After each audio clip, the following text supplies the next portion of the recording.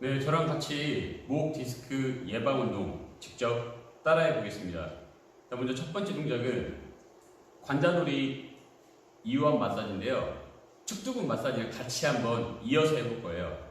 먼저 관자놀이를 압박하실 때는 이 엄지손가락으로 대고 압박을 해주시는데, 팔꿈치는 양옆으로 수평이 되게 벌려주시고 압박을 해주시면 되겠습니다. 천천히 돌려주셔도 되고요. 그리고 지그시 눌러주셔도 됩니다. 이때 누르실 때는요, 약간 이마 얼굴 쪽을 향해서 이렇게 모아주듯이 밀어주시면 두통을 좀 더 예방할 수 있고 하기 때문에 이마 쪽을 향해서 눌러주시면 더 좋습니다. 그리고 내회전과 외회전 할 때도 이마 쪽으로 좀 더 방향을 틀어서 돌려주시면 두통을 완화시켜 줄 수 있는 효과가 있습니다. 딱 10번씩 해볼게요. 먼저 내회전과 외회전.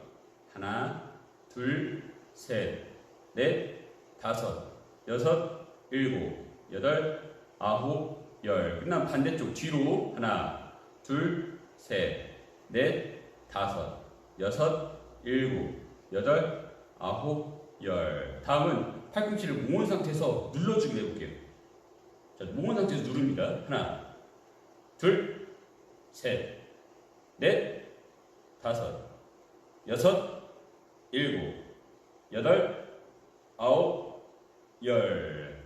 자, 아무래도 두 번째 동작 하실 때가 좀 더 편하죠. 네. 아무래도 팔꿈치가 양옆으로 벌려진 상태에서 팔을 안쪽으로 모으는 동작이 좀 어색했을 거예요. 그래서 두 번째 동작이 좀 더 수월한 느낌을 받으셨을 텐데, 이 두 가지의 동작 모두 같이 해줘야 되고요. 다음 세 번째로 축두근 이완 마사지를 해주시면서 마무리해 주시면 되겠습니다. 자, 축두근 마사지는 손목 끝부분을 관자놀이 쪽에 대고 머리를 감싼 상태에서 팔꿈치와 손목 끝이 압박을 해주는 느낌으로, 안쪽으로 밀어주는 느낌으로 해주시는데, 이마 쪽을 향해서 마찬가지 이마 쪽을 향해서 눌러주시면 되겠습니다. 누를 때 10초. 하나, 둘, 셋, 넷, 다섯, 여섯, 일곱, 여덟, 아홉. 힘 빼주시고 다시 하나, 둘, 셋, 넷, 다섯, 여섯, 일곱, 여덟, 아홉. 힘 빼시고 세 번째. 하나, 둘, 셋, 넷, 다섯, 여섯, 일곱, 여덟, 아홉. 자, 네 번째. 하나, 둘, 셋, 넷, 다섯, 여섯, 일곱, 여덟, 아홉. 다섯 번째. 하나, 둘, 셋, 넷, 다섯, 여섯, 일곱, 여덟, 아홉, 열. 자, 축두근 이완 마사지로 관자놀이 쪽 압박 운동을 마치고요. 다음 두 번째로는요, 견갑골을 뒤쪽으로 쭉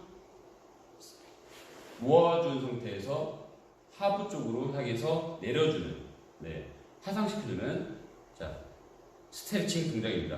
자, 이 동작은 깍지를 껴주셔야 되는데, 깍지를 끼고 쭉 펴주시면 되겠습니다. 이때 고개는 들어주시면 더 좋고요. 정면 바라보도 상관은 없습니다. 자, 이 자세에서 자세 유지를 해주시면서 호흡은 천천히 들숨날숨 길게 해주시면 되겠습니다. 하나, 둘, 셋, 넷, 다섯, 여섯, 일곱, 여덟, 아홉, 열. 끝나시면 앞쪽으로 와서 내 몸을 안아주시면 되겠습니다. 방금 뒤쪽으로 과신전 시켜주셨기 때문에 안쪽으로 반대되는 동작으로 이렇게 안아주심으로써 조금 근육의 수축 이완을 반복해 주시면 근육이 쉴 수가 있어요. 또 팔 위치도 바꿔가면서 안아주시면 더 좋겠죠. 네. 이 스트레칭은 3번만 반복해 주시면 되겠습니다. 자, 두 번째. 한 번 더 뒤로 깍지 끼고 하나, 둘, 셋, 넷, 다섯, 여섯, 일곱, 여덟, 아홉, 열. 끝나면 다시 안아주시고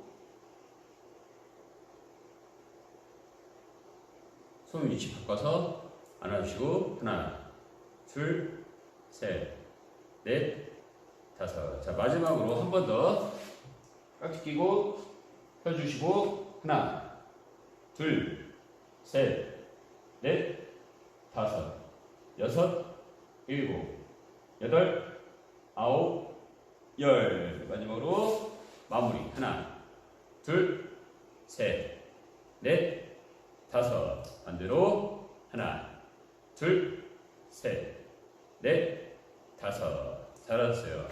자, 이제 세 번째 동작은요. 실제로 목 주변 근육의 근력을 키워주는 운동인데요. 먼저 이마 앞쪽을 집중해 주시고 이쪽에 양 손바닥을 포개한 상태에서 가져다 대주신 다음에 귓볼과 견봉을 일직선으로 포지션을 잡은 상태에서 그대로 밀어줍니다. 어디로?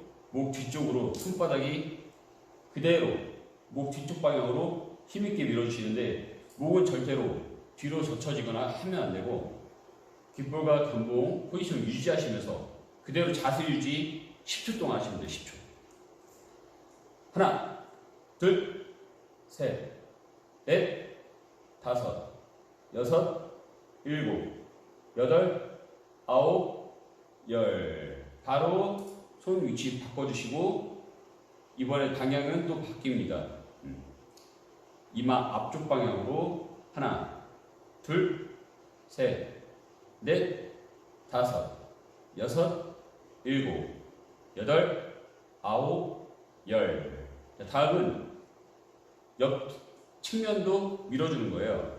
밀어줄 때 제가 아까 전에 측두근 이완 마사지 했던 것처럼 손목 끝이 관자놀이 쪽에 된 상태에서 그대로 이쪽 방향으로 밀어주시는데 목은 똑같습니다. 견봉과 포지션 일치하게 귓볼이 일직선 그대로 자세 유지. 하나, 둘, 셋, 넷, 다섯, 여섯, 일곱, 여덟, 아홉, 열. 반대쪽도 동일하게 하나, 둘, 셋, 넷, 다섯, 여섯, 일곱, 여덟, 아홉, 열. 자, 전방, 후방, 그리고 좌우측, 측면 쪽 총 4방향으로 운동을 했는데요. 이렇게 한 번 한 번씩 돌아가면서 서킷 트레이닝과 동일하게 순환식으로 5번 반복해 주시면 되겠습니다. 자, 두 번째. 하나, 둘, 셋, 넷, 다섯, 여섯, 일곱, 여덟, 아홉, 열. 둘, 셋, 넷, 다섯, 여섯, 일곱, 여덟, 아홉, 열. 하나, 둘, 셋, 넷, 다섯, 여섯, 일곱, 여덟, 아홉, 열. 하나, 둘, 셋, 넷, 다섯, 여섯, 일곱, 여덟, 아홉, 열. 세 번째. 하나, 둘, 셋, 넷, 다섯, 여섯, 일곱, 여덟, 아홉, 열. 하나, 둘, 셋, 넷, 다섯, 여섯, 일곱, 여덟, 아홉, 열. 하나, 둘, 셋, 넷, 다섯, 여섯, 일곱, 여덟, 아홉, 열. 하나, 둘, 셋, 넷, 다섯, 여섯, 일곱, 여덟, 아홉. 네 번째. 하나, 둘, 셋, 넷, 다섯, 여섯, 일곱, 여덟, 아홉, 열. 하나, 둘, 셋, 넷, 다섯, 여섯, 일곱, 여덟, 아홉, 열. 하나, 둘, 셋, 넷, 다섯, 여섯, 일곱, 여덟, 아홉, 열. 하나, 둘, 셋, 넷, 다섯, 여섯, 일곱, 여덟, 아홉, 마지막 다섯 번째. 하나, 둘, 셋, 넷, 다섯, 여섯, 일곱, 여덟, 아홉, 열. 하나, 둘, 셋, 넷, 다섯, 여섯, 일곱, 여덟, 아홉, 열. 하나, 둘, 셋, 넷, 다섯, 여섯, 일곱, 여덟, 아홉, 마지막. 하나, 둘, 셋, 넷, 다섯, 여섯, 일곱, 여덟, 아홉, 열. 다섯 번 해보시니까 힘이 많이 들어가는 게 느껴지시죠? 네.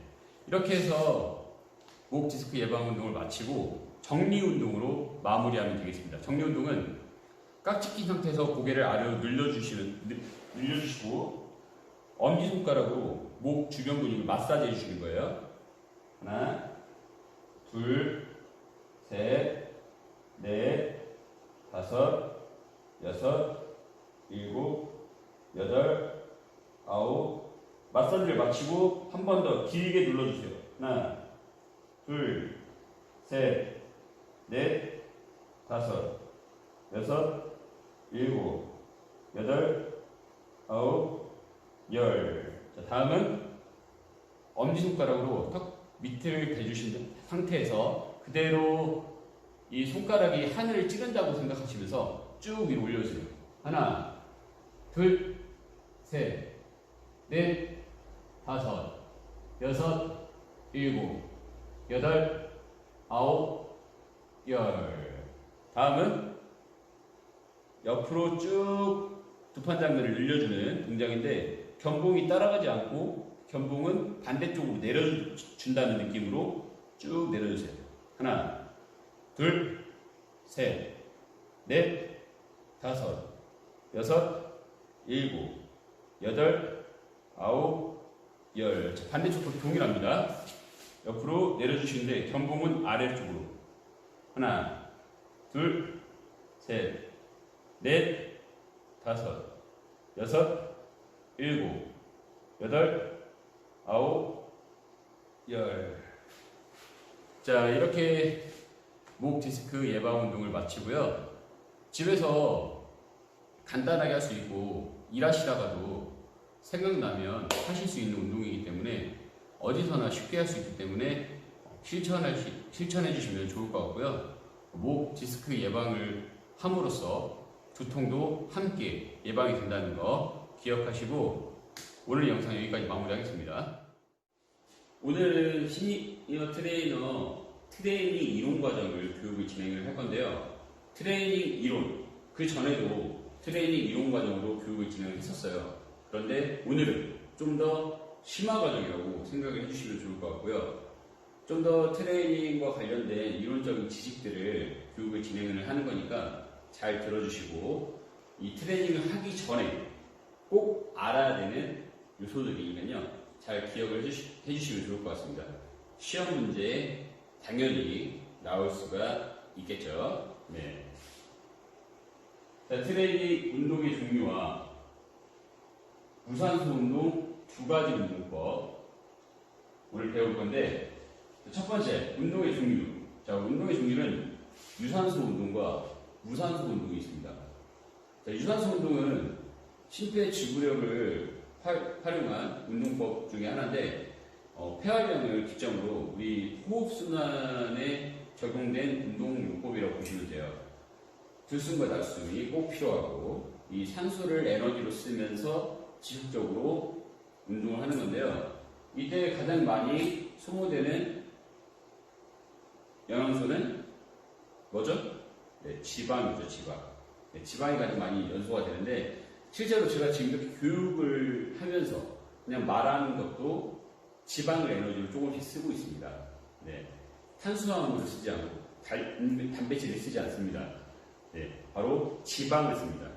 그러니까 우리가 일상생활에서 평소에 이렇게 소소하게 작게나마 이렇게 움직여주면서 뭐 머리로 생각하면서 이렇게 활동하는 거는 모두 지방을 에너지로 쓴다고 보시면 되고, 좀 더 이제 공부하거나 좀 어떤 판단을 해야 될 때, 상황을 대처할 때, 그럴 때 스트레스를 받거나 하잖아요. 그런 과정에서는 탄수화물이 조금씩 쓰여요. 당이 쓰이는데, 일반적인 신체 활동에 있어서는 일상생활의 움직임에서는 지방을 에너지로 쓴다고 보시면 됩니다. 자, 이 유산소 운동, 지방을 에너지로 쓰는 대표적인 운동이고요. 반대로 무산소 운동이 있습니다. 자, 무산소 운동, 아예 호흡을 안 하는 운동이냐? 그건 아닙니다.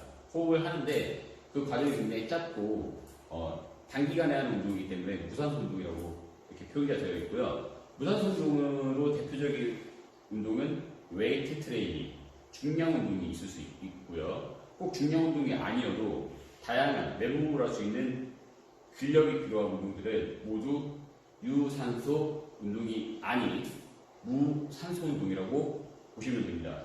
자, 그런데 등산은 그럼 무산소 운동이냐 유산소 운동이냐 좀 이렇게 물어보시는 분들이 계십니다. 자, 등산은요 유산소 운동이에요. 네. 어쨌든 근력이 쓰이긴 쓰이지만 그 강도가 매우 낮고 지속적으로 하는 운동이기 때문에 유산소 운동으로 분류가 될 수 있고요. 최근에 이렇게 근력과 유산소 운동, 그러니까 근력을 쓰는 유산소 운동이 굉장히 많이 보편화되고 있어요. 왜냐하면 운동 시간을 단축시킬 수가 있거든요.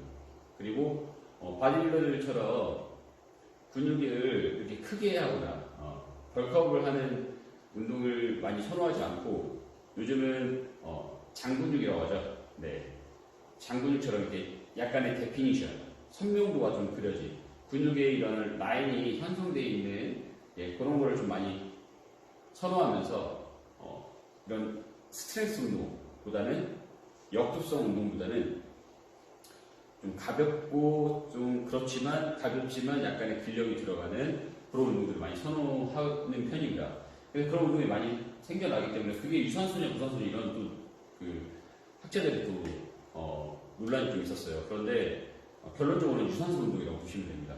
무산소 개념은 아니라고 보시면 되고, 등산은 어쨌든 유산소 운동이다. 수영도 마찬가지예요. 수영도 물론 근력을 쓰죠. 네, 어깨 경관절 주변 근육, 삼각근과 후면 삼각근, 그리고 견갑골은 능형근, 이 광배근까지도 같이 쓰는데 그런데도 불구하고 유산소 운동입니다. 그러니까 근지구력과 마찬가지로 지속적으로 활동하면서 산소 에너지를 쓰는 모든 운동은 유산소 운동이라고 보시면 돼요. 자, 유산소 운동, 심장과 폐의 기능을 향상시켜줍니다. 그래서 아까 처음에 서두에 말씀드린 심폐지구력을 향상시켜줄 수 있는 운동이 유산소 운동이에요. 자, 여러분들이 알고 있는 유산소 운동 하나하나 얘기해볼까요? 걷기, 그리고 달리기, 줄넘기, 그리고 계단 오르기, 아까 등산도 마찬가지고 수영, 에어로빅, 체조, 또 뭐가 있죠? 거의 다 얘기한 것 같은데 지금까지 얘기한 게 모두 유산소 운동이라고 보시면 되고, 자전거도 있네요. 자전거도 굉장히 좋은 운동이에요. 자, 그런데 이 유산소 운동 중에서 어르신들이 하기 좋은 또 운동은 어떤 게 있을까요? 일단 수영은 당연히 들어가 있겠죠. 수영은 굉장히 많이 하세요. 왜냐면 부력에 의해서 관절이 받는 그 압력을 줄여준 상태에서 운동을 할 수 있기 때문에 수영을 많이 하십니다. 그리고 두 번째가 실내 자전거. 네, 자전거도 많이 타시죠. 아무래도 앉아서 하기 때문에 체중 부담이 마찬가지로 무릎에 별로 없습니다. 그래서 수영과 자전거를 대표적으로 많이 하시죠. 그 다음에 정말 더 많이 하는 거. 누구나 하고 굉장히 많이 실천하고 계시는 근력 운동보다 실천율이 무려 70~80% 더 높은 걷기 운동. 자, 이 걷기 운동도 굉장히 좋은 운동인데 걷기 운동은 저는 운동이라고 얘기 안 해요. 이것도 이 걷기 운동 같은 경우에는 질병관리협회에서 하도 운동 안 하니까 걷기라도 해라. 그래서 운동으로 권장된 게 걷기예요. 이게 걷기인데 걷기는 우리가 이제 운동이란 개념이 되면 안 돼요. 그런데 하도 사람들이 운동을 안 하니까 걷기를 운동으로 정의한 오픈 그런 오픈 결과물인데 걷기가 운동이 아닙니다. 당연히 해야 되는 거예요. 네. 그런데 지금 그 당연한 걸 우리가 안 하고 있어요. 그래서 지금 걷기가 운동으로 분류가 된 거고, 물론 이제 걷기를 어떻게 하느냐에 따라서 운동 효과를 낼 수 있는데 그거는 모든 일상생활의 작은 움직임들도 마찬가지예요. 똑같은 상황입니다. 예를 들어 설거지도 만약에 그릇 10그릇이 아니라 100그릇을 설거지한다고 생각해보세요. 굉장히 많은 에너지가 쓰이겠죠. 네. 물론 자세나 이런 걸로 인해서 약간의 이제 관절 부상으로 이어질 수 있겠죠. 하지만 어쨌든 에너지를 많이 씁니다. 그리고 청소도 그냥 방 청소하는 것보다 집 청소를 하게 되면 굉장히 힘들죠. 자, 그냥 내 방 청소하는 것보다 방도 청소하고 거실도 닦고 밖에 마당도 쓸어야 되고 한다고 하면 굉장히 많은 에너지를 쓸 거예요. 그럼 운동이겠죠. 그런데 청소를 맨날 안 해요. 그래서 청소라도 해. 그래야 살 빠지지. 이런 개념이라고 보시면 돼요. 걷기가 당연히 걸어야 돼. 걸어야 되는데 이제 자동차가 생기고 처음에는 자동차 안 생겼죠. 자전거부터 시작했죠. 아니죠. 말부터 탔겠죠. 말 타고 다니다가 말도 양반님만 타고 다니는데 점점 일반 사람들만 타고 다니고 그러다가 자전거가 생기고 나중에 오토바이, 자동차 이렇게 점점 우리가 이동수단이 편리해지면서 어디 잠깐 나갈 때도 걷지 않고 요즘은 전동 킥보드라고 또 아시죠? 네. 그런 전동 킥보드 정말 옛날에 킥보드를 이렇게 굴리고 다녔던 걸 이번에 그냥 당기면 나가네. 네, 오토바이처럼. 그러니까 오토바이가 소형화된 거죠.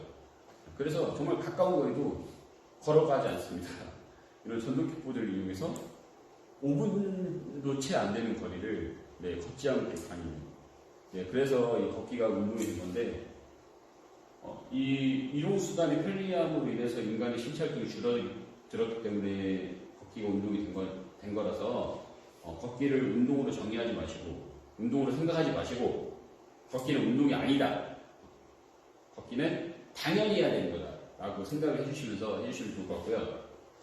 자, 심폐지구력을 향상시킬 수 있는 운동 걷기보다는 등산, 자전거를 추천합니다. 그래서 저는 어르신들한테 되도록이면은 오르막길을 올라가세요. 오르막길. 그리고 되도록이면 자전거를 타시는데 조금 무겁게 타세요. 가볍게 빨리 굴리지 마시고 무겁게 천천히 굴리시라고 조금 권장을 하고요. 무릎이 안 좋으신 분들도 이게 어느 정도 안 좋은 거에 따라 다르지만 너무 안 좋으신 분들은 당연히 강도를 낮춰서 가볍게 하셔야겠지만 그냥 내가 어디 잠깐 마실 나갔다 올 수 있을 정도 내가 직접 걸어서 이런 보행기구 없이 직접 걸어서 슈퍼 가서 뭘 사올 수 있을 정도의 관절이면 계단 오르기 할 수 있고요. 등산도 가능하고요. 자전거 조금 무겁게 탈 수도 있습니다. 두려워하지 말고 그렇게 조금씩 근력을 키워 나가시면 무릎은 더 좋아지실 수 있어요. 그래서 그렇게 운동을 해주시면 되고요. 그런 운동들이 심장과 폐의 기능을 직접적으로 향상시켜줄 수가 있어요. 걷기로는 조금 무리가 있습니다. 제가 아까 말씀드렸죠. 걷기는 운동이 아니라고. 그래서 심장과 폐의 기능을 향상시켜주는 운동 다시 한번 말씀드릴게요. 오르막길 걷는 거, 등산, 그리고 자전거 조금 무겁게 이렇게 이 두 가지만 하셔도 심장과 폐의 기능을 충분히 향상시켜줄 수 있습니다. 근데 그 기타 수영이나 이런 것도 좋은데 수영이나 이런 운동들 이제 일반적으로 우리가 결국에는 계속 물속에 사는 게 아니잖아요. 물속에 사는 게 아니기 때문에 재활적으로는 좋지만 실제로 근력을 키워주는 데는 한계가 있습니다. 물속에서 걷는 거 충분히 운동 효과가 있을 수 있지만 좀 일부 제한된 근육들을 길러줄 뿐이지 전체적인 근육을 길러주기는 어려워요. 그래서 우리 인간은 결국에는 중력에 의해서 항상 끌려가는 입장이기 때문에 거기에 저항하기 위해서는 저항 근육들을 길러줘야 되는데 물속에서는 조금 제한이 있는 상태에서 운동을 하기 때문에 근육의 발달에 큰 도움은 안 될 수 있어요. 그래서 전체적인 근육들, 내가 일상생활에서 움직일 때 필요로 하는 근육들을 길러주기 위해서는 물 밖으로 나와서 직접 걷거나 자전거를 타거나 움직여주면서 운동을 해주시는 게 좋습니다.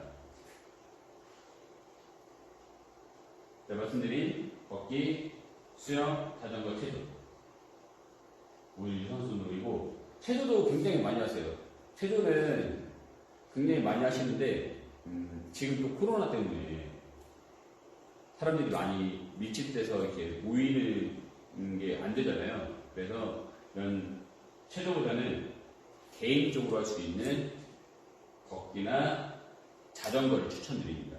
시국인 만큼 걷기나 자전거를 추천드리고요. 걷기도 제가 어떻게 걸으라고 했죠? 오르막길 위주로 걸어주셔서 근력까지 같이 키워주시면 좋습니다. 이 네 가지 모두 동일하게 심폐 지구력을 향상시킨다는 것도 기억해 주시고요. 다음은 두 번째 트레이닝, 두 번째 운동이 무산 운동이에요. 자, 저희가 가장 중요시해야 되는 운동 중에 하나죠. 무산소 운동. 왜 그러죠? 네, 어르신들이 가장 부족한 게 근육이기 때문에, 근력이기 때문에 이 무산소 운동이 굉장히 중요한데, 이 무산소 운동은 좀 제한점들이 많아요. 또 너무 무거운 걸 들고 운동을 한다거나 너무 힘을 지속적으로 오랫동안 너무 지나치게 무리해서 하게 되면은 혈압을 상승시키고 관절에 큰 압력을 줘서 오히려 더 안 좋아질 수가 있어요. 그래서 적당한 시간과 반복 그리고 그 빈도가 중요한데요. 이 무산소 운동은 산소 공급이 부족한 상태에서 하는 운동이기 때문에 좀 몸에 무리를 줄 수가 있습니다. 그래서 방법을 정확히 인지한 상태에서 운동을 하셔야 안전하게 하실 수가 있고요. 역도, 장미란 선수죠. 역도나 팔씨름, 서전트, 그리고 웨이트 트레이닝. 웨이트 트레이닝 굉장히 많이 하죠. 이 모든 게 무산소 운동이고요. 순간적으로 힘을 쓰는 운동이고, 서전트는 이제 요즘은 어르신들도 루이 운동 프로그램에 가벼운 서전트 운동을 지도를 하고 있습니다. 왜냐면요, 우리가 가볍게 뛰는 정도의 이런 압력은요, 오히려 골밀도를 향상시킬 수가 있어요. 그래서 조금은 힘들더라도 오르막길을 제가 걸으라고 하는 이유가, 오르막길을 걸었을 때 무릎으로 저항력을 키우면서 운동을 하기 때문에 이 무릎과 무릎 사이를 압력을 주면서 걸어주면서 정강뼈랑 대퇴골을 함께 압력을 주는 거예요. 그래서 뼈 사이사이에 촘촘히 압력을 주면서 골밀도를 올려주는 거거든요. 그래서 조금은 오르막길 오르고 조금은 가볍게 뛰어주시는 게 오히려 골밀도를 올릴 수 있습니다. 그래서 실제로 무릎이 별로 안 좋으신 분들도 이 운동을 통해서 골밀도가 향상된 그런 연구 결과가 있어요. 그래서 실제로 서울시 쪽 보건소 쪽에서는 이런 가벼운 찡뛰기 운동을 운동 프로그램에 접목해서 지도를 하고 있습니다. 그리고 웨이트 트레이닝. 자, 웨이트 트레이닝은 젊은 사람들만 하는 운동이다. 몸짱이 되기 위한 운동이다. 라고들 많이 알고 계신데, 이제는 누구나 해야 되는 운동 중에 하나입니다. 왜냐면 나이가 들면서 근육이 계속 감소하고 근력이 떨어지고 그러면서 움직였을 때 약간 제한되고 제약이 생기거든요.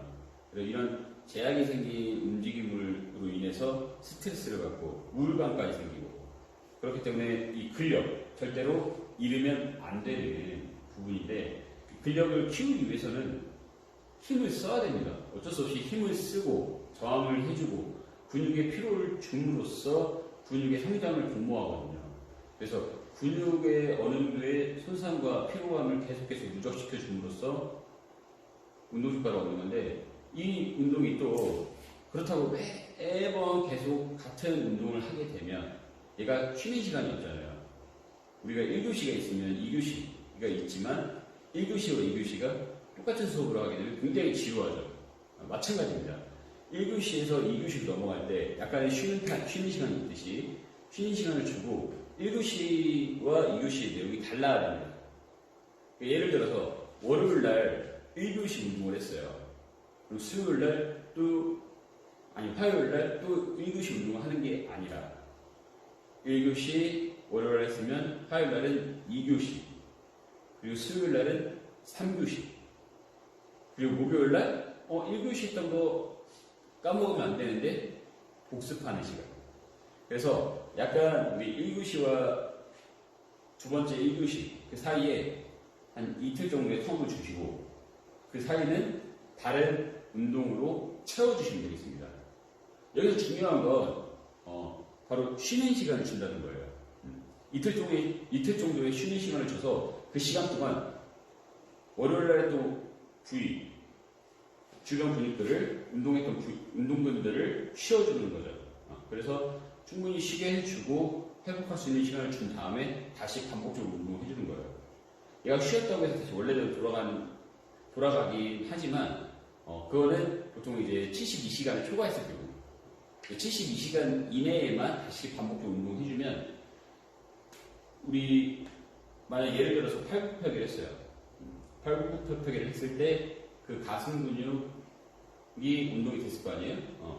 이 팔굽혀펴기를 통해서 가슴 근육으로 운동을 시켜줬습니다. 이 가슴 근육이 손상을 입고 이제 펌핑이 된 상태에서 운동을 했다는 것을 이제 기억을 하겠죠. 그런데 이제 다시 월요일날 가슴 운동하고 목요일날 했을 때 월요일날 운동했던 거를 목요일날 다시 하기까지 잘 잊어버리지 않고 얘가 회복하면서 기억을 합니다. 이 월요일날 팔굽혀펴기 100개 했지. 100개 정도는 내가 해줘야 되는구나. 기억을 하고 있고 까먹으려고 할 때쯤 다시 100개를 해주는 거예요. 아니면 100개보다 더 많이 해주는 거죠. 그렇게 해서 조금씩 운동량을 늘려가시고 계속 근육의 회복이 잘 될 수 있게 도와주시면 좋을 것 같고요. 어쩌다 한 번씩 근력 운동 하시는 분들 절대로 성장하기 어렵습니다. 반복적으로 똑같은 요일에 똑같은 운동을 반복적으로 해주셔서 몸에 기억을 계속 해주시는 게 생체의 리듬을 빨리 만들어주는 효과가 있어요. 그래서 우리 식습관도 규칙적으로 하는 것처럼 운동도 규칙적으로 해주셔야 돼요. 이 무산소도 규칙적으로 해주시는 게 포인트고요. 웨이트 트레이닝은 규칙적으로 해주시지 않으면 정말 그냥 운동 안 한 거랑 똑같아요. 나 분명 토요일날 엄청 많이 운동했는데 일주일에 한 번 하고 효과 절대 없습니다. 월, 수, 금 또는 화, 목, 토 이렇게 격의식으로 하셔도 되고 월요일부터 금요일까지 5분 안으로 운동하셔도 되고 아니면 6일째 운동하셔도 되는데 보통은 처음에 운동하시는 분들은 격의식으로 많이 권장을 해드려요. 일주일에 2회에서 3회. 격일로 하면 이제 화, 목 하거나 아니면 화, 금 하거나 아니면 3일 할 경우에는 월, 수, 금, 화, 목, 토 이런 식으로 많이 하거든요. 그래서 처음에는 한 일주일에 2회에서 3회 정도 부담 없이 운동을 시켜준 다음에 점차적으로 분할 운동을 요일로 촘촘히 넣어주시면서 운동 요일을 늘려가시는 게 좋지. 처음부터 6일째 운동하시면 몸이 굉장히 많이 피곤하고 일상생활이 좀 어려움을 느낄 정도까지 근피로가 누적되기 때문에 근육의 피로를 점차적으로 늘려가시는 게 좋습니다. 그래서 이 웨이트 운동 굉장히 중요한 운동인데 무산소 운동이고 근력, 순발력, 근지구력을 이 세 가지 근력을 길러주는 운동인데요. 우리 근력은 어떤 근력들이 있어요? 순발력이죠. 순간적인 파워를 내주는 그리고 근지구력. 자, 근지구력은 뭐예요? 지속적으로 힘을 유지하는 근력이고 세 번째 심폐지구력. 심폐지구력이죠. 자, 그리고 3대, 우리 근력 중에서도 이 3대 기능들이 있습니다. 자, 근력의 3대 기능. 바로 유연성, 평형성, 민첩성 이렇게 세 가지가 있어요. 자, 민첩성은 순간적으로 반응하는 속도인데, 자, 민첩성이 떨어지는 사람들 같은 경우에는 갑자기 넘어지려고 할 때 자세를 잡기가 어려워요. 그리고 마찬가지로 평형성이 떨어진 사람도 보행 중에 한 발로 서 있는 턱이 길어졌을 때, 우리 걸을 때 계속 교차하면서 걷잖아요. 그 교차하는 시간이 굉장히 짧은데도 불구하고 아이고 넘어지는 경우가 있어요. 발이 교차할 때 딱 한 발로 딱 서는 그 기점에서 그 시간이 굉장히 짧은데도 불구하고 넘어지시는 경우, 또는 비틀비틀 하시는 경우, 그래서 엄청 천천히 걷거나 그 시간조차, 그 발을 잠깐 떼는 그 시간조차 어려워서 보행기구를 이용하시는 분들, 평형성이 굉장히 떨어지는 분들이고, 또 유연성도 마찬가지예요. 유연성이 떨어지게 되면 우리가 움직였을 때 가동 범위가 적기 때문에 활동 범위가 적어서 어떤 제약을 많이 받죠. 그래서 이 유연성과 평형성, 민첩성 이 세 가지는 우리 몸에 꼭 필요한 기능이에요. 그래서 이 세 가지 기능을 길러주기 위해서는 근력 운동 플러스 스트레칭을 꼭 같이 해주셔야 됩니다. 자, 근력, 무게를 저항하는 힘이에요. 저렇게 무거운 걸 딱 들었을 때 그 무거운 걸 버티는, 저항하는, 예를 들어 철부 같은 경우에는 당겼을 때 당기는 근력이 사용되고요. 푸시업 같은 경우에는 미는 근력이 사용된다고 보시면 되고요. 순발력은 근력과 스피드, 찰나의 힘이에요. 찰나, 순간적인 힘인데, 자, 근력을 통해서 속도를 올리는 100m 달리기, 그것도 순발력이 필요한 운동입니다. 근지구력, 근력을 유지하는 힘. 힘과 힘이 맞붙었을 때 서로 힘대결하죠. 그 시간이 점점 길어집니다. 역도 같은 경우에는 역도 스포츠 보시면 들고 1분 이상 있어야 돼요? 그러지 않죠. 딱 잠깐 들었다가 내려놓죠. 그런데 80인 같은 경우에는 순간적으로 바로 끝나는 경우도 있지만, 보통 대등한 힘 같은 경우에는 약간의 시간이 길어지죠. 그때 근력이 생겨요. 근지구력이 생겨요. 근지구력이 사용이 되는데, 근지구력이 좋은 사람이 이기게 됩니다. 근지구력이 좋은 사람들 또 어떤 게 있어요? 어떤 게 있죠? 팔굽혀펴기 자세에서 오랫동안 버티는 거, 또는 플랭크 자세 오랫동안 버티는 거, 다 근지구력을 씁니다. 그래서 근력을 유지하는 힘. 이 중에서 가장 좋은 게 어떤 근력이냐 한다고 하면 셋 다 중요합니다.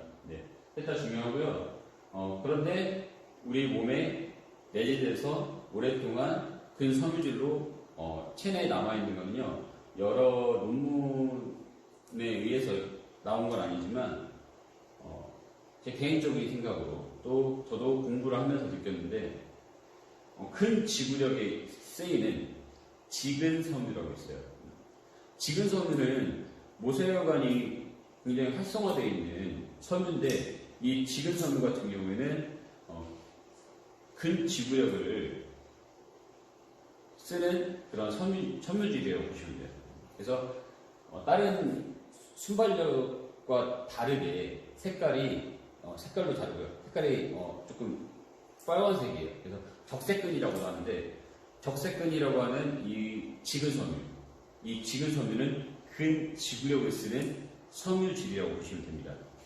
자, 그래서 이 지근섬유가 왜 좋냐? 다른 이제 순발력이 필요한 백색근, 속근섬유에 비해서 체내에 오랫동안 남아 있습니다. 오랫동안 살아남으려고 하는 생존력이 강한 그런 친구예요. 근력을 유지하는 힘이라고 있죠. 오랫동안 유지하려고 하죠. 우리 몸에서도 오랫동안 있으려고 해요. 생존력이 강합니다. 그래서 이 근지구력 운동을 좀 더 많이 해주시는 게 좋고요. 부상으로 이어지는, 운동 수행 중에 부상으로 이어지는 것을 막아줄 수 있는 근육이 지근섬유예요. 그래서 이 근지구력을 필요로 하는 운동을 많이 해주시는 게 좋고, 이 근지구력을 밀려줄 수 있는 무산소 운동이 또 있어요. 그래서 그거 이어서 설명드릴게요. 자, 무산소 운동 두 가지 운동법이 있습니다. 바로 첫 번째, 가장 중요합니다. 여기서부터 정말 중요해요. 등척성 운동. 등척성 운동인데, 자, 무산소 운동, 등척성 운동은 고정된 물건에 최대한 힘을 가하는 정적인 운동인데요. 정적인 운동. 그러니까 왔다 갔다 동적인 운동이 아닌 버티는 운동이에요. 자, 이렇게 20kg를 딱 들고 버티는 겁니다. 버텨주는 운동이에요. 그래서 아까 전에 앞서 말씀드린 근지구력이 쓰이는 운동이고요. 지근섬유를 활성화시킬 수 있는 운동입니다. 자, 등등성 운동은 재활 운동으로도 많이 쓰이고 있어요. 네. 등장성, 이제 다음에 설명드릴 운동이 등장성 운동인데, 수축과 이완이 반복하다 보면 관절이 반복적으로 신경 굴곡되면서 관절에 무리를 줄 수가 있어요. 우리 철사를 예를 들면 철사를 막 이렇게 흔들면 철사가 끊어지죠. 마찬가지입니다. 우리 관절 마디마디, 손목 관절, 주관절, 경관절, 무릎 관절, 그리고 고관절까지 모두 다 신경 굴곡이 가능한 관절들이에요. 이 관절들 같은 경우에는 반복적으로 너무 많이 움직이다 보면, 누적되다 보면 염증이 생기고 나중에는 가동 범위가 줄어드는 그런 현상까지 일어나기 때문에 너무 무리하게 신경 굴곡 운동하시는 분들 같은 경우에는 엘보도 오고 그래요. 그래서 이 분들 같은 경우 특히 엘보를 겪고 계신 분들 같은 경우에는 등척성 운동을 재활 운동으로 많이 쓰고 있습니다. 그래서 이 운동, 특히 무릎 안 좋으신 분들은 왔다 갔다 계속 이렇게 익스텐션 하지 않고 어떻게? 그냥 무게를 들고 버티는 거, 또는 무릎을 펴고 허벅지에 힘주기. 허벅지에 힘주기. 예. 허벅지 힘주기 운동도 많이 권장하죠. 그래야 관절에 움직임 없이 근육에 자극을 줄 수 있기 때문에 이런 등척성 운동 어디에 많이 쓰인다고요? 재활 운동에 많이 쓰입니다. 자, 이렇게 턱걸이 한 상태에서 올라갔다 내렸다 하는 게 아니라 버티는 거예요. 매달리기. 그리고 벽에 등 기대고 앉은 자세로 버티기. 그리고 손바닥으로 벽을 밀고 그대로 자세 유지하기. 자, 모두 공통점은 버틴다는 거예요. 버티는 운동. 자, 그래서 매달려서 버티게 되면은 우리 관절의 이동 없이 근육에 힘이 들어가죠.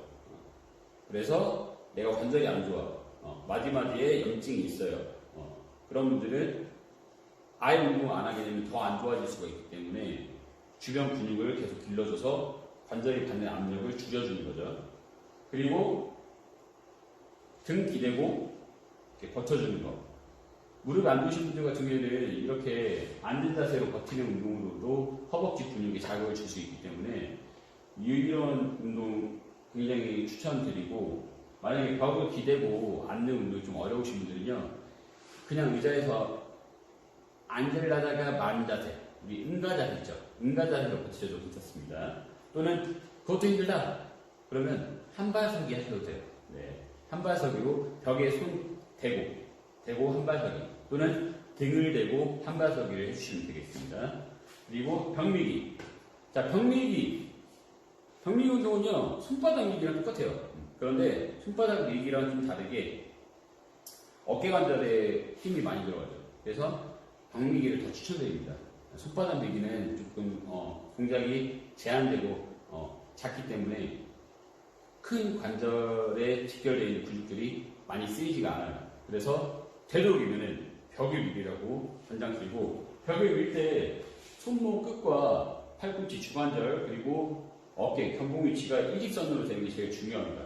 근데 이럴 때 팔꿈치가 쭉 다 뻗은 상태가 되면 우리가 관절이 맞물린 상태, 바로 락 상태가 되는데, 락 상태가 되면 관절이 압력이 커지면서 무리가 많이 갈 수 있어요. 그리고 가장 중요한 근육을 쓰지 않고 바로 이 골격으로 버티게 됩니다. 그래서 골격으로 버티는 게 아니라 골격근을 사용해서 운동을 하시려면 약간 구부정하게 해주시는 게 좋습니다. 근데 이 세 가지 운동, 가장 중요한 운동 중에 하나인데, 철근 매달리는 운동 진짜 안 하시죠? 네. 저도 최근에 턱걸이를 이제 운동을 시작을 했는데, 제가 원래 한 개도 못했습니다.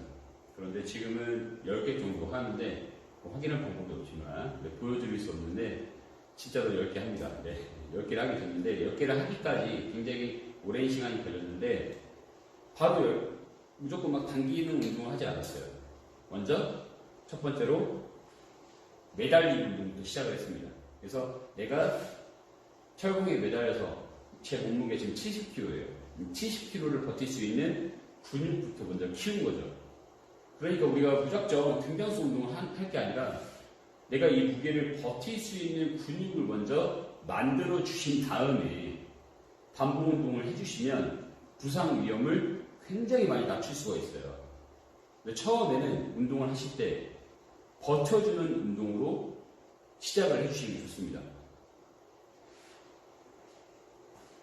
다음 두 번째 운동 제가 설명드린 등장성 운동인데, 자, 무산소 운동의 등장성 운동은 근섬유의 길이가 짧아지면서 관절 각이 생기면서 변화하는 수축 형태의 운동이다. 수축을 시켜주는 운동이에요. 그리고 다시 처음으로 돌아가는 운동이죠. 자, 그렇게 되면 우리가 굴곡과 신전이 반복되면서 근육의 성장을 도모하는 건데요. 이 수축 형태의 운동, 무산소 운동, 등장성 운동의 가장 큰 운동, 이제 대표적인 운동이 바로 웨이트 트레이닝에서 우리 반복 운동, 공적 운동. 자, 단축성과 신축성을 유발하는 운동이에요. 단축성과 신축성. 자, 이 운동을 맨몸으로 한번 같이 해볼 건데요. 맨몸으로 할 수 있는 단축성, 신축성 운동. 지금 오늘은 그 맨몸으로 할 수 있는 대표적인 근력 운동, 스쿼트를 설명을 드릴 건데요. 스쿼트 하시면서 가장 많이 신경 쓰는 부분이 자세입니다. 네. 어떻게 하면 올바른 자세로 운동을 할 수 있는지 설명을 드릴 건데요. 스쿼트는 정말 간단하게 할 수 있는 운동인데 어디서나 할 수 있고 장소에 구애받지 않고 누구나 할 수 있는 정말 쉬운 운동인데 자세가 잘못되면 부상으로 이어질 수 있습니다. 그래서 오늘 가장 중요한 자세 그리고 그 포인트들 하나하나 짚어 드릴 건데, 첫 번째로 많이들 주의하시는 게 무릎이 발끝을 넘어가면 안 된다. 이거를 많이 주의하시는데, 거기에 너무 초점을 두시다 보니까 엉덩이를 뒤로 많이 뺍니다. 무릎이 발끝을 넘어가면 안 되니까 엉덩이를 뒤로 빼버려요.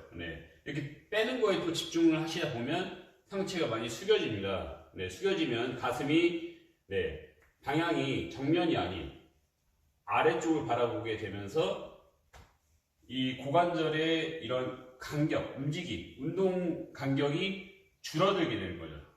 그래서 어느 정도의 그 다운이 돼야 되는데, 그 다운 간격이 줄어들면서 허벅지에 힘이 덜 들어가죠.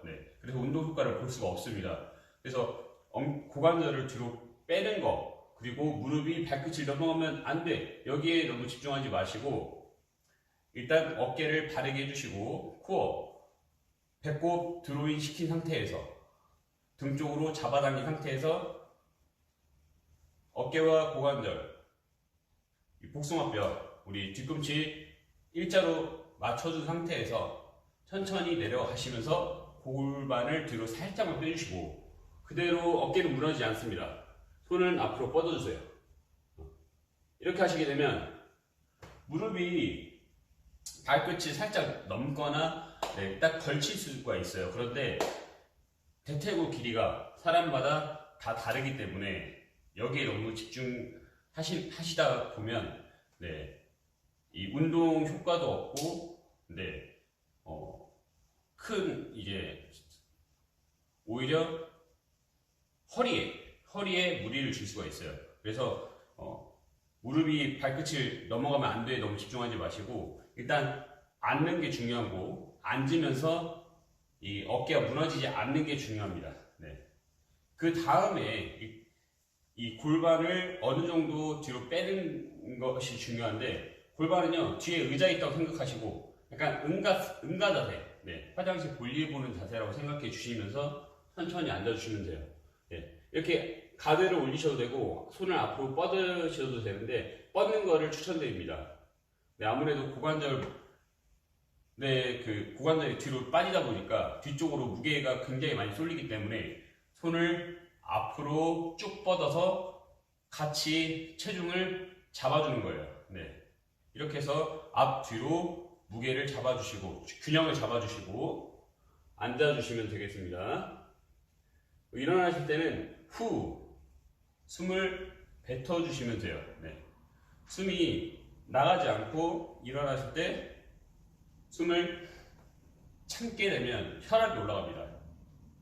그래서 힘을 방출할 때는 숨을 참게 되면 이 안에서 심장에도 무리가 가고 혈압도 상승하기 때문에 힘을 방출할 때 숨이 같이 나가주시는 게 제일 좋습니다. 그리고 반대로 앉을 때는 손을 뻗어주시면서 코로 숨을 마셔주시면 돼요. 일어날 때는 후 마시고 일어날 때는 후. 네. 다음 두 번째로 중요한 게 바로 발끝 이 라인인데 보통 11자 라인을 맞춰요. 그렇죠? 그리고 뒤꿈치 라인. 자, 뒤꿈치 라인도 보통은 어깨 넓이라고 많이들 설명을 들어요. 그런데 왜 어깨 넓이가 좋고 어깨보다 더 좋은 이런 너비는 없나? 네, 그렇게 많이 궁금해 하시는데 어깨보다 더 좋은 넓이는 골반 넓이에요.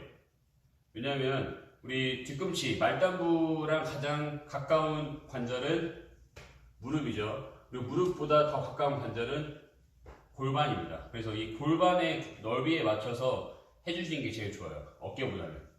어쨌든 우리 어깨는 상부 쪽으로 분류되기 때문에 하부 운동이기 때문에 하부와 가장 직결되어 있고 큰 관절인 이 고관절을 기점으로 맞춰서 넓이를 측정해서 뒤꿈치를 양쪽 넓이를 맞춰주시는 게 제일 좋습니다. 그런데 너무 내로우로 하거나 와이드로 하게 되면 내측이나 외측으로 한쪽 이제 안쪽 근육, 바깥쪽 근육으로 운동 효과가 이렇게 쏠릴 수가 있어요. 그래서 운동 효과를 좀 골고루 내가 하고 싶다 하시면 고관절에 맞춰주시고 나는 외측 그리고 승마살을 좀 빼고 싶다 하시면 내로우로 그리고 나는 내측 관근과 함께 골반 기저근을 자극을 주고 싶다. 그러면 와이드 스탠드로 해서 스쿼트 운동을 해주시면 돼요. 근데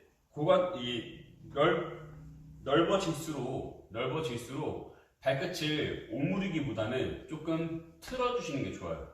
어쨌든 넓은 상태에서 내측 관근을 운동시키기 위해서 하는 거기 때문에 이 넓은 상태에서 내측에 더 집중하려면 발끝을 틀어서 안쪽에 더 자극이 들어갈 수 있게 해주시는 게 좋고 모았을 때는 더 정확하게 11자를 만들어 주시는 게 좋습니다. 바깥쪽으로 자극이 들어갈 수 있게 발끝을 안쪽으로 살짝 모아주시고 무릎은 바깥쪽으로 밀어내 주시면서 그런데 반대로 이제 골고루 운동한다. 나는 안쪽도 아니고 바깥쪽도 아닌 골고루 운동하겠다 하면 발끝을 11자를 맞는데 11자로 하셔도 되고 살짝 틀어도 돼요. 근데 이제 제가 왜 틀어야 되는 이유를 설명드린다면 보통 이제 슬개골판이 사람마다 다 다릅니다. 무릎 관절의 이제 평소 습관적으로 움직이는 방향 그리고 또 운동선수들 같은 경우에는 그 해당 종목의 운동 방향에 따라서 이 무릎의 회전에 따라서 조금씩 그 변형이 있을 수 있는데 이로 인해서 조금 이제 치우칠 수가 있어요. 이 관절 자체가. 그래서 약간의 변형이 생길 수 있습니다. 그래서 사람마다 다 다르기 때문에 내가 그냥 11자로 했는데 앉았는데 무릎이 말릴 수 있고 내반설이나 외반설이 될 수가 있어요. 그래서 내반설이나 외반설이 되면 이 무릎에 오히려 더 무리를 많이 줘요. 골반에도 무리를 많이 주고, 그래서 안쪽으로 말리지 않게 항상 무릎은 발끝을 따라갈 수 있게끔 집중해 주시고, 네, 그렇다고 너무 또 바깥으로 밀어내는 거에 집중하시면 우리 지면에서 발 자체가 우리 아치가 더 심해지기 때문에 그렇게 되면 발목이랑 무리가 갈 수가 있어요. 그래서 과도하게 치우치지 마시고 그냥 내가 안쪽으로 집중하기보다는 조금 더 바깥쪽에 둔다고 생각을 해주시면서 앉아주시면 돼요. 그리고 일어날 때는 후. 가장 좋은 스탠드는 뒤꿈치가 골반 넓이 맞춰서 해주시는 게 제일 좋고, 그리고 발끝은 살짝 틀어서. 네, 그래서 체중이 무릎에 직결되는 거를 조금이나마 분산시켜주는 방법 중에 하나가 발끝이 살짝 틀어주는 거예요.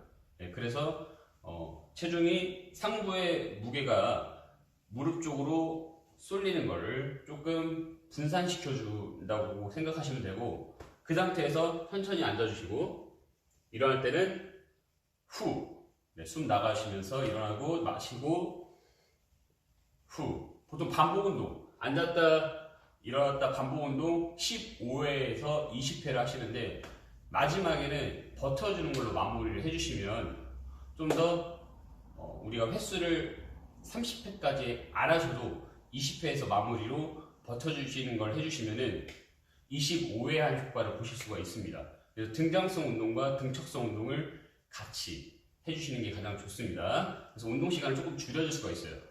그래서 등장성 운동 후 20회 해주시고, 마지막에 버티기 10초. 네, 이렇게 버티기 10초 해주시면 이후에 횟수를 더 하시는 것보다는 버텨주는 걸로 마무리해서 운동 시간을 단축하고 효과는 똑같이 동일하게 가져가시는 거죠. 이렇게 운동해 주시면 되고, 스쿼트는 허벅지 대표 운동이에요. 그리고 많이들 접하셨던 운동인데, 이 허벅지 운동 왜 중요하냐면 이 허벅지 부위가 포도당의 7~80%를 흡수하고 에너지로 사용하는 근육이기 때문에 우리 신체에서 절대로 잃으면 안 되는 근육 중에 한 군이에요. 그래서 이 허벅지 근육 운동 꼭 해주셔야 되고, 이 스쿼트가 그냥 아무 이런 거 없이, 의자 없이 하시기 힘드시면 의자를 두고 하셔도 상관없습니다. 네, 운동 효과는 조금 떨어지겠죠. 하지만 그래도 운동 효과가 있으니까 의자를 두시고 의자 끝에 살짝 엉덩이를 댔다가 뗐다 하신다고 생각하시면서 운동해 주시고, 그 댔다가 뗐다도 너무 힘들다 하시면은 완전히 앉은 상태에서 일어나셔도 운동 효과는 있습니다. 네. 하지만 제일 좋은 운동 효과는 이제 스탠딩 한 상태에서 트레이닝 하시는 게 가장 좋고, 내가 조금 자세나 이런 게 조금 불안정하고 조금 하체 근육이 아직 많이 부족하다 하시는 분들은, 또 무릎이 별로 좋지 않다 하시면 의자를 이용해서 해주시는데, 의자도 소파에서 하시면 안 됩니다. 소파 같은 경우에는 쿠션감이 크기 때문에 앉았을 때 그리고 일어나는 과정에서 이 허리에 불필요한 움직임을 유발합니다. 그러다 보면 허리 부상도 이어질 수 있기 때문에 푹신푹신한 소파보다는 둔탁한 의자에서 운동을 해주시면 되겠습니다. 그리고 앞에서 말씀드린 네로우 스쿼트나 와이드 스쿼트, 이 운동은 기본적으로 기본 스쿼트, 기본 스쿼트를 조금 하신 다음에 추가적으로 내측과 외측 강근을 따로 운동을 하고 싶다 했을 때 해주시는 게 좋지, 처음부터 나는 어디 부위만 뺄 거야 하면서 와이드 스쿼트나 네로 스쿼트를 하시는데 큰 효과가 없어요, 처음에는. 왜냐면 허벅지 그냥 일반 기본 스쿼트를 하시더라도 전체적으로 운동이 된다고 보시면 돼요. 내가 팔뚝살을 뺀다고 팔뚝 운동만 한다, 팔뚝살만 빠지는 거 아닙니다. 다른 부위도 어쨌든 운동 효과가 생겨요. 왜냐면 전체적인 열량 소모가 일어나기 때문에. 예를 들어서 우리가 이 관절이 다 끊어져 있는 상태면 몰라요. 그런데 우리 몸은 다 서로 혈액순환에 의해서, 모세혈관에 의해서 다 연결되어 있어요. 전신이 연결되어 있기 때문에 내가 하체 운동을 해도 다른 복부랑 그리고 상부 쪽에도 약간의 지방 감량이 생길 수 있습니다. 네, 그렇기 때문에 하부 쪽을 또 쪼개서 운동하실 필요는 없다는 거죠.